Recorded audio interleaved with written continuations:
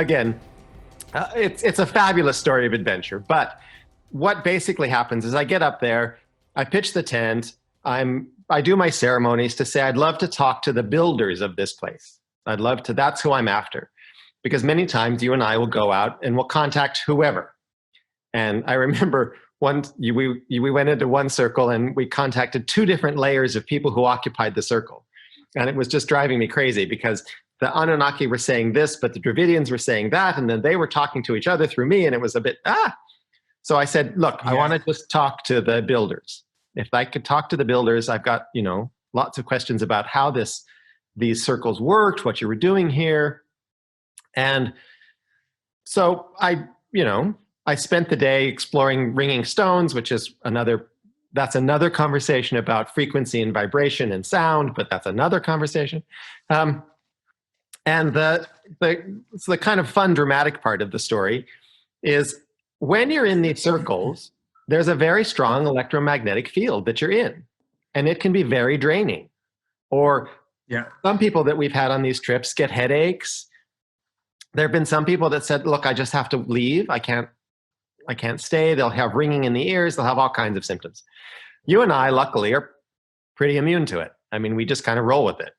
So I must admit that recently I have started feeling the energy of the stone circles, because I always call myself an insensitive bastard, and that's possibly why I do this work. I get excited about it, but it doesn't affect me too much, while it affects people around me, and when they come quite extremely on some occasions.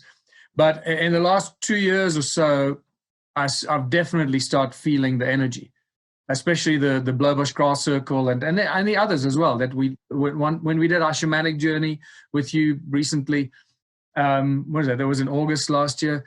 I can feel when I walk towards the stone circle, I can suddenly feel my fingertips starting to tingle. Yep. And that's a whole new experience for me. So I'm very excited about that I can now actually feel the energy of the stone circle myself.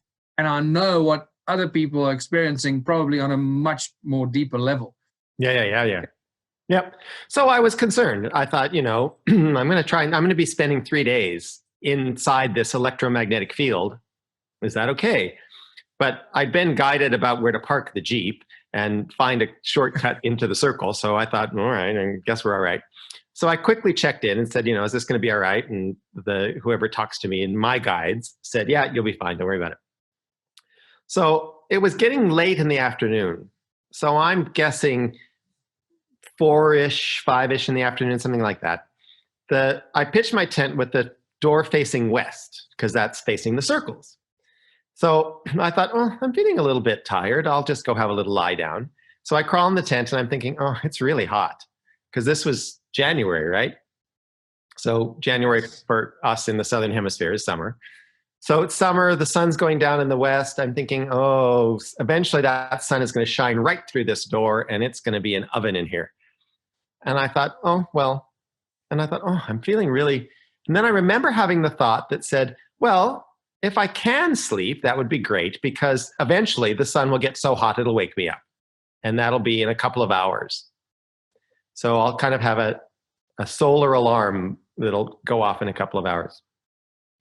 So then I remember going, wow, I'm feeling really tired. Like I think, wow, and I blacked out. And I remember blacking out. I remember fainting. So then the next thing, I wake up and I remember the thought, oh my God, you've just blacked out. So I have a little bit of concern, thinking, electromagnetic frequency, I've been in here for 5-ish hours, blacking out, maybe I have to move the tent. And then that thought blends with, but wait a minute, that sun should be beaming straight in at me. It should be incredibly hot. And I'm thinking, well, so why isn't the sun down? Because I'm facing west. I'm looking out my little door to the west. There's no sun. And I think, well, where is the sun? And I turn around and I can see through the wall of my tent, the sun's in the east. So that means that not only was I there in leopard territory, but I was in a tent with an open door all night, unconscious.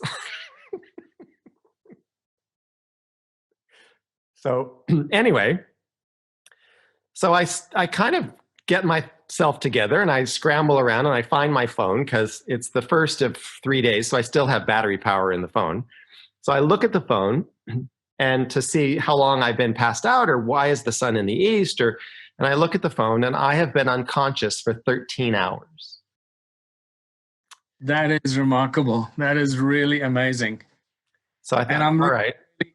I'm really happy that the leopards were scared off by the electromagnetic fields, or there was one of the Anunnaki guardians was just keeping them away from you. Yep. Thank God. So I kind of am still getting myself together. And I think, right, so I've kind of been unconscious for 13 hours. I slept through the heat of the sun. And anyway, and while I'm thinking that and kind of trying to orient myself, I have to pee. So I'm crawling out the door of the tent. I get out the tent, I stand up, and there they are, 4 Anunnaki spirits hanging there in midair, right in front of me, hovering over the entrance to the circle. I'm there, and I'm thinking, right. And I turn. So this is a vision quest, right? This is the whole point of a vision quest, to have a vision and to have your questions answered. So I look.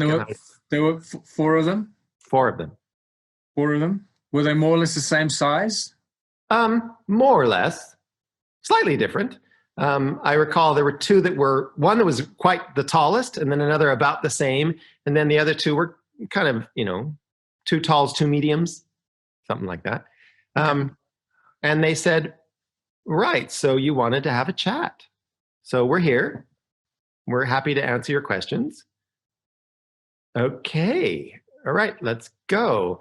So it was incredibly dramatic in terms of a shamanic vision to have. There they are. They're hanging there. And I can see them dressed in, they kind of have like a tunic top, bare arms. They have, very human looking. They have fingers and hands. And they did have a device on some of them. I don't know if all of them had. I can't remember now. But it was like some kind of a wristwatch or something. I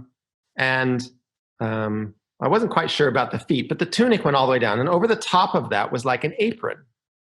Was this kind of apron device thing covering. And I said, well, great. Okay. And they said, could we start with an apology? We have prepared a statement and we would like to dictate that statement to you. And if you could share it with the rest of the earth. No pressure. Sure. I'll just share that with the earth. No problem.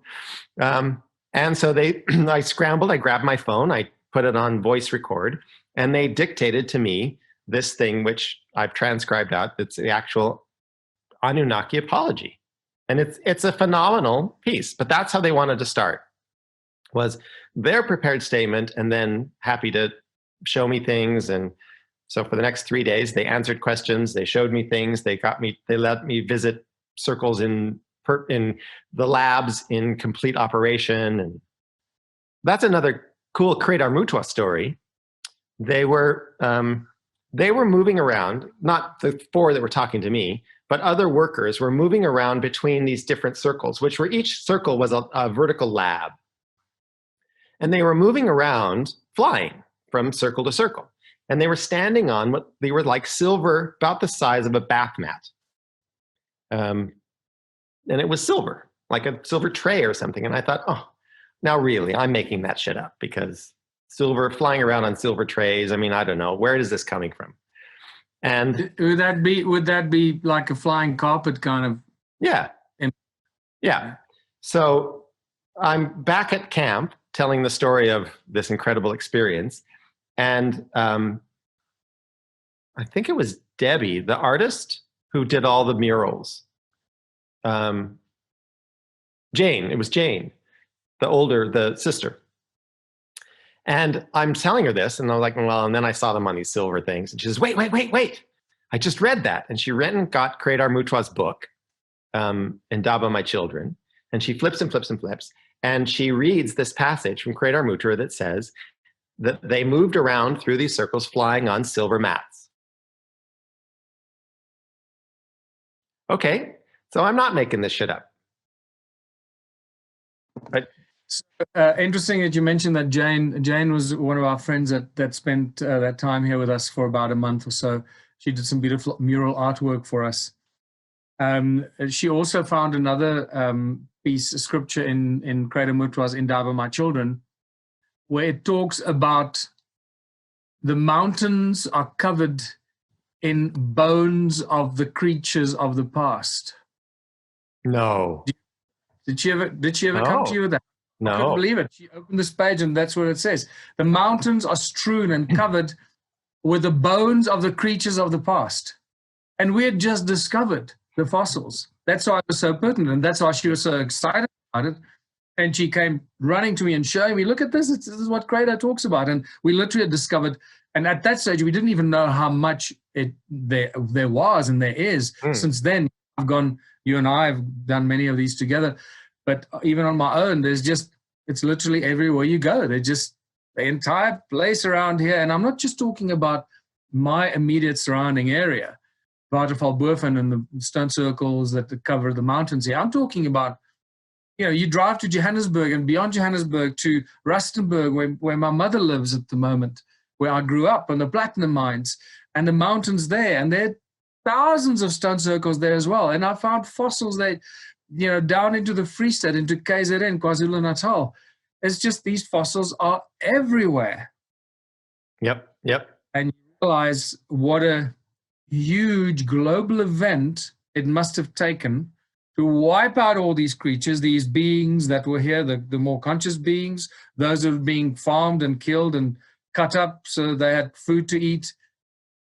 Everything was wiped out by a flood. Obviously, there's a flood. We have the mud, we have the fossils coming out of the mud, we have the mud and the fossils together that turn to stone together, and sometimes they turn to stone separately from each other. It's incredible. That's another thing. I don't know if we discussed this yet, how the fossilization takes place, because sometimes you have the fossils that turn to stone on their own, and sometimes you have the part of the creature, whether it's a plant or a crocodile tail, that turns to stone with the mud around it. And that is a really important geological and chemical discovery to make. What conditions, what special conditions does it take for the fossils and the petrified body parts to, for it to happen, either this way or that way? Anyway, so. Well, I love the fact that we get these things that confirm, right? Because, a lot of times, and I think this is, one of the things that I hope I always have, is this kind of, clever and slightly cautious, what feels like a bit of skepticism. And I hope I always have that. Yeah. So that you hear something or you see something or you see them flying on silver carpets, and there's a bit of me that goes, and I think that's good. But I think, the management or whoever they are go, nope, you need a confirmation here. And then, we get these confirmations that say, no, you're on the right.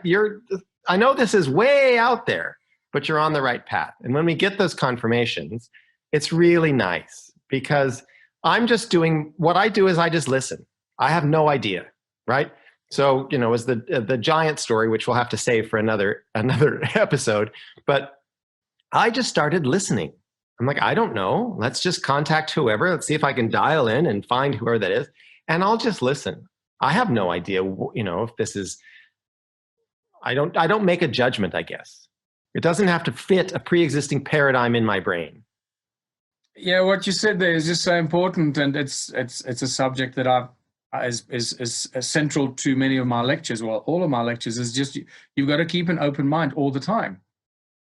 Use the knowledge that you have as the foundation knowledge that you have, but don't make it sacrosanct. Don't make it like this is what it is. This is how it was, because that's not. You just have one piece of the puzzle and some information. Some of it might be close to the truth. Some of it could be very close to the truth, and some of it could be very far away from the truth. It's just a piece of the puzzle. You just don't know which puzzle that piece fits into.